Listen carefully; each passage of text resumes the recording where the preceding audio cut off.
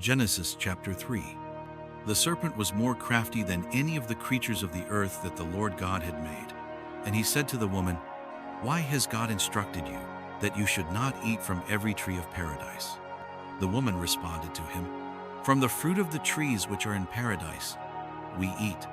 Yet truly, from the fruit of the tree which is in the middle of paradise, God has instructed us that we should not eat, and that we should not touch it, lest perhaps we may die." Then the serpent said to the woman, "By no means will you die a death. For God knows that, on whatever day you will eat from it, your eyes will be opened, and you will be like gods, knowing good and evil." And so the woman saw that the tree was good to eat, and beautiful to the eyes, and delightful to consider. And she took from its fruit, and she ate. And she gave to her husband, who ate. And the eyes of them both were opened. And when they realized themselves to be naked, they joined together fig leaves and made coverings for themselves. And when they had heard the sound of the Lord God taking a walk in paradise in the afternoon breeze, Adam and his wife hid themselves from the face of the Lord God in the midst of the trees of paradise. And the Lord God called Adam and said to him, "Where are you?" And he said, "I heard you in paradise, and I was afraid, because I was naked, and so I hid myself." He said to him, "Who told you that you were naked? If you have not eaten of the tree from which I instructed you that you should not eat." And Adam said, "The woman, whom you gave to me as a companion, gave to me from the tree, and I ate." And the Lord God said to the woman, "Why have you done this?" And she responded, "The serpent deceived me, and I ate."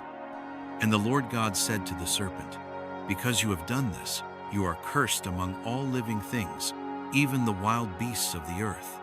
Upon your breast shall you travel, and the ground shall you eat all the days of your life.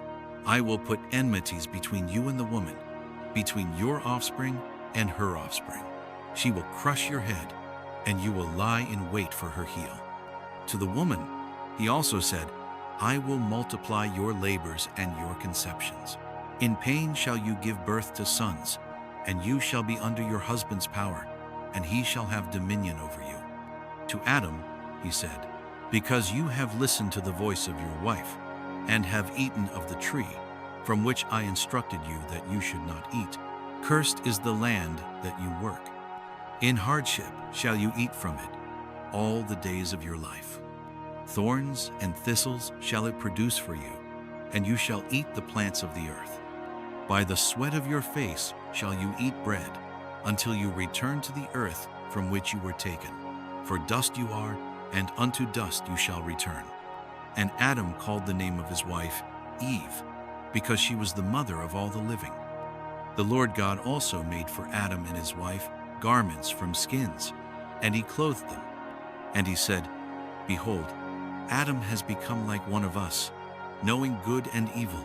Therefore, now perhaps he may put forth his hand, and also take from the tree of life, and eat, and live in eternity." And so the Lord God sent him away from the paradise of enjoyment, in order to work the earth from which he was taken. And he cast out Adam. And in front of the paradise of enjoyment, he placed the cherubim with a flaming sword, turning together to guard the way to the tree of life.